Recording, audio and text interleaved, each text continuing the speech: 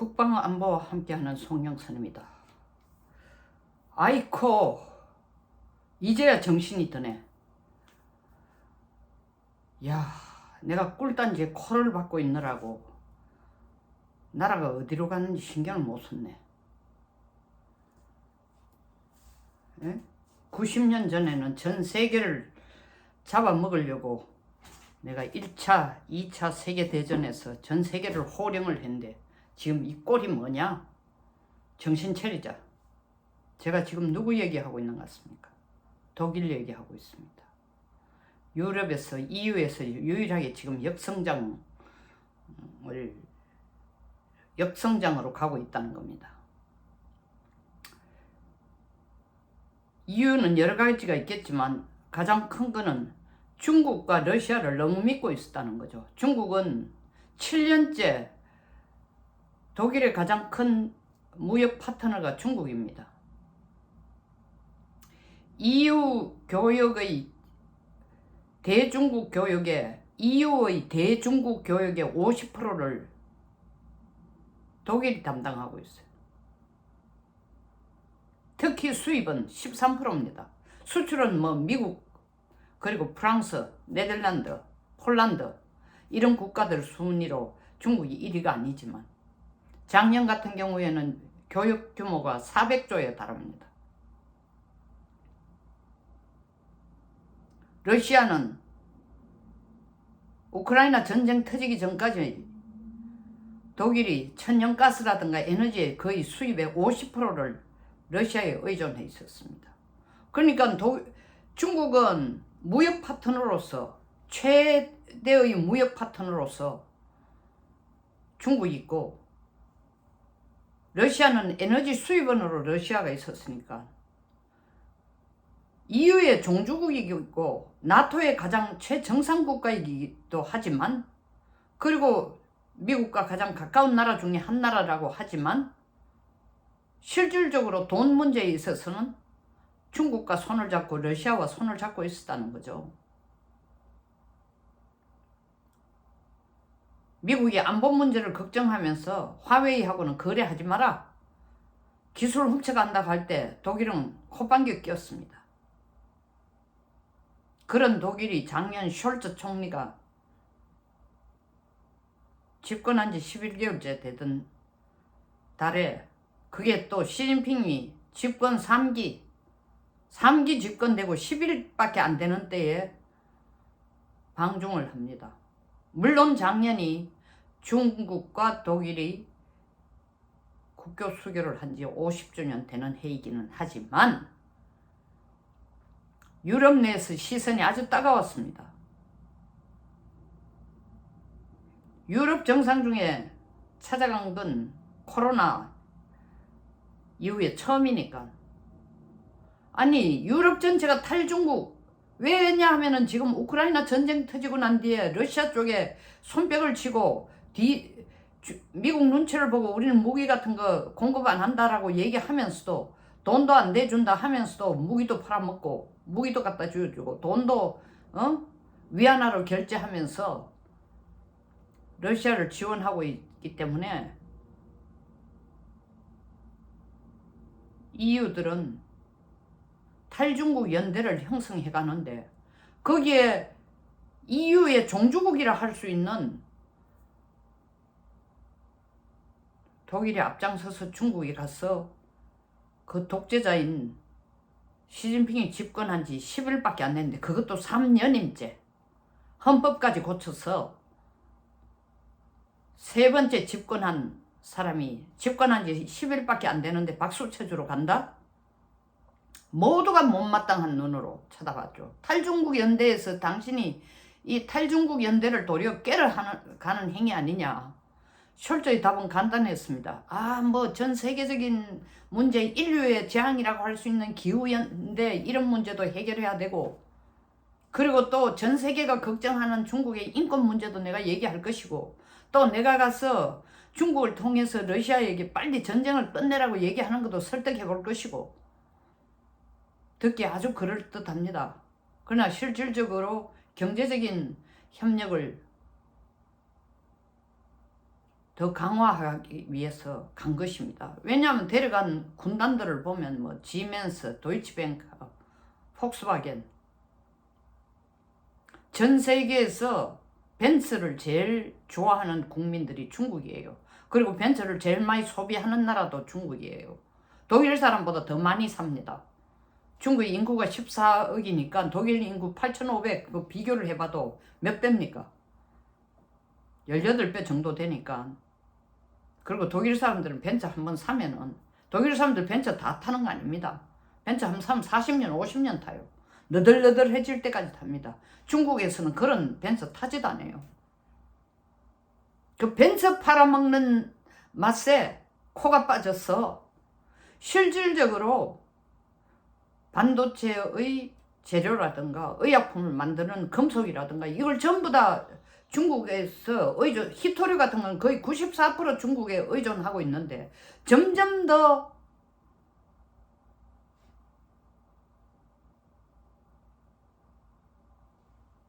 이 희귀 물질이나 희귀 금속이나 반도체 재료에 그리고 2차 전지 재료에 의존하고 있음에도 불구하고 독일은 실질적으로 지금 엔진으로 달리는 이 차 생산하는데 코가 빠져가 그거 생산해가 빨리 중국에 팔아먹는데 코가 빠져가지고 전기차 이 개발하는데 신경도 별로 안 쓰다 보니까 그거조차 뒤처지고 있는 겁니다. 그리고 러시아로부터 가스 사들이는데 재미를 붙여가지고 그거 가지고 충분하다고 생각해서 원자로도 또 다 가동시키지 않고 있는 거예요. 그러다가 보니까 전쟁이 터지고 난 뒤에 뒤늦게서 원자로 가동하려고 하니까 돈이 어마어마하게 드는 것도 있어요.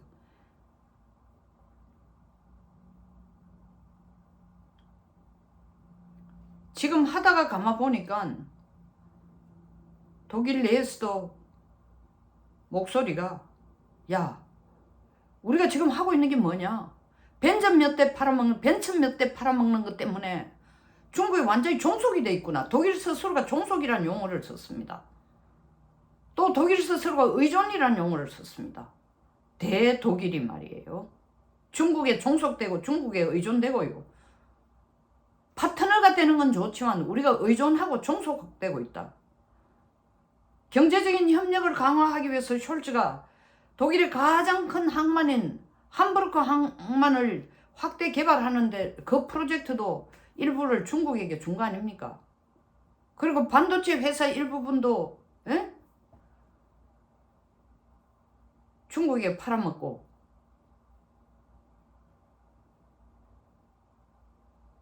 EU 내에서의 목소리는 뭐냐 하면 좀 릴라이어블한 신뢰할 수 있는 공급국을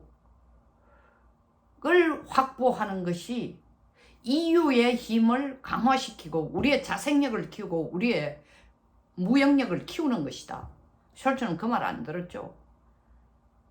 미국 눈치를 설금설금 봐가면서 중국에 점점 더 가까워졌습니다. 그런데 지금 지나고 보니 이게 뭐냐. 돈만 벌면 다인 줄 알 땐 돈을 버는 것도 아니네. 우리하고 거래를 하면서 중국은 그 사이에 기술을 설금설금 훔쳐가고 이게 중국 특기 아닙니까? 미국이 대노한 이유가 뭡니까? IRA를 만들어낸 것도 사실은 세금의 문제라기보다는 더 궁극적인 문제는 뭐예요? 중국으로 하여금 반도체 파는 것을 일체 손 못 대게 하도록 손모가지를 잘라버리도록 낸 게 중국과 거래하는 국가 중국은 일체 IRA를 반도체를 팔아먹지도 못하게 하도록 한 게 IRA 법입니다. 그 덕택에 가장 수혜를 입는 국가가 한국, 그 다음에 일본이에요.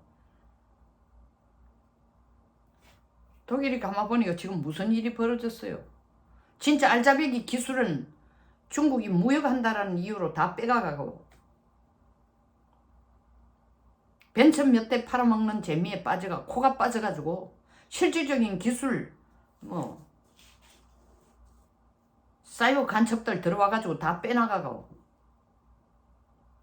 함부르크 항만 이 확대 개발 프로젝트를 중국에게 맡기는 이런 것도 정말 군사 기밀을 주는 거나 다름없어요. 이런 바보 같은 짓을 하고 난데 그 독일 내에서도 각 부처 6개 부처가 그 프로젝트에 반대를 했다는 거 아닙니까? 그런데도 숄츠가 이게 독일 경제를 살리는 길이야 했는데 지금 지나고 보니까 해도 너무 지나쳤다.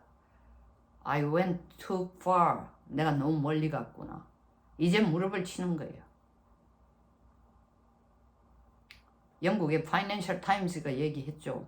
이제 철이 든다. 이제 순진한 것에서 깨어난다. 경제협력한다고 하면서 실질적으로 안보를 뒤에 제껴놨는데 소탐 대실한 거다. 이제 늦겠어야만 독일이 정신을 차린 겁니다. 그 정신을 차리게 한 것이 7년간 중국을 가장 큰 무역 파트너로 여겨오던 독일이 이제 우리는 디커플링이 아니라 디리스킹이라, 다시 말하면 탈중국화가 아니고 위험을 경감하기 위해서라 했지만 사실은 중국과의 거리를 점점 두겠다는 겁니다. 중국을 유일한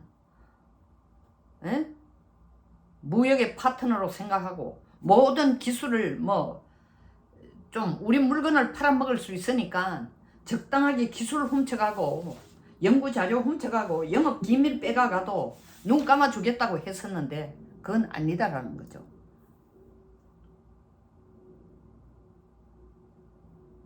국가안보가 더 중요하다는 거죠. 이제 미국이 계속 고집하던 것에 독일도 이제 동조를 하는 겁니다. 그것이 EU의 종주국으로서의 자기 위치를 다시 재확립하고 재확보하는 겁니다. 그 자리가 그대로 있었지만 사실 상당히 흔들거렸다는 겁니다. 제 모습을 찾는 겁니다. 코로나19가 이 공급망을 흔들어 놓으니까 그걸 계기로 해서 독일이 생각할 기회를 만들어줬고, 우리가 너무 중국에 코를 박고 있었구나. 중국이 공급망의 이 채널을 딱 틀어지고 있으면 우리처럼 중국에 의존하고 있는 나라는 정말 종속이 되는구나. 그리고 우크라이나 전쟁을 통해가 러시아가 이 밸브를 잠궈버리면은 정말 우리는 에너지 문제가 심각해지는구나. 에너지 가격이 2.7배나 올랐다는 거 아닙니까? 야, 정말 믿을 수 있는 국가라고 생각하고 중국, 믿을 수 있는 국가라고 생각하고 러시아 의존했는데 한겨울에 얼어 죽게 만드는 것도 러시아고, 우리 벤처 몇 대 사간다라는 이름 하에 우리 영업 기밀 다 빼가 나가는 것도 중국이고, 그리고 사실 교역도 페어하지가 않죠. 왜냐하면 중국은 아직도 WTO에 가입을 했었음에도 불구하고 아직도 뭐냐입니까? 수출을 하는 기준이 뭡니까? 개발 국가, 선진국 수준이 아니고 개발대상국 수준의 관세를 적용을 하고 있단 말입니다.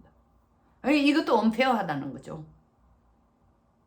그러니까 더 이상 중국이 원하는 데에 상당한 부분 손을 들어주면서 중국 말만 따라서 가면서 중국을 우리의 가장 큰 파트너로, 교역 파트너로 붙들고 있는 것이 독일의 경제에 절대적인 도움이 되는 게 아니고, 롱런으로 봐서 중국을 유일한 교역 파트너로, 가장 큰 교역 파트너로 붙들고 가는 것이 중국 경제에 절대적인 도움이 되는 게 아니라는 것을 깨달은 거죠. 릴라이어블한, 믿을 수 있는 교역 파트너를 확대하는 것이, 얘기를 했어요.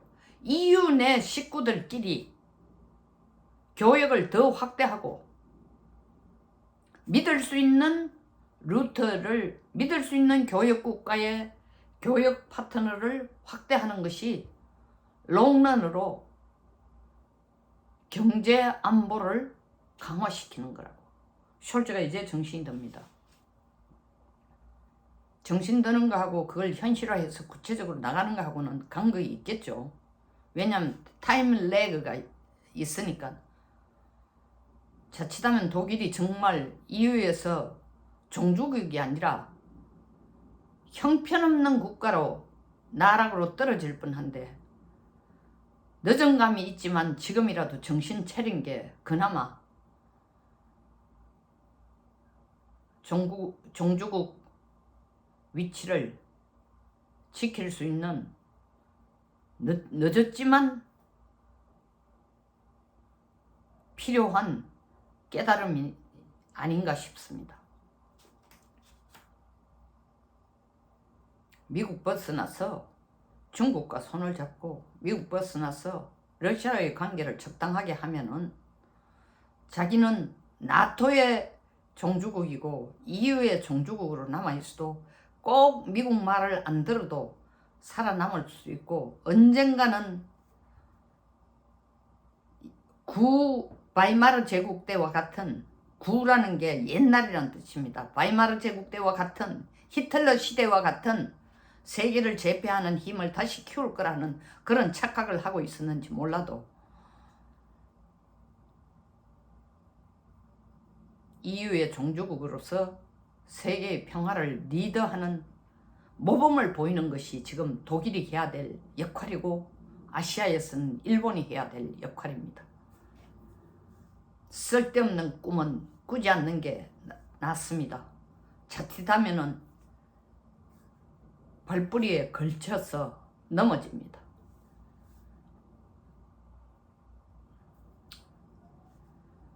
도움이 되셨다면 좋아요, 그리고 긍정적인 댓글 부탁드립니다. 나쁜 댓글, 반대의 댓글 전 좋아하지 않습니다. 좋아요와 구독 부탁드리겠습니다. 감사합니다.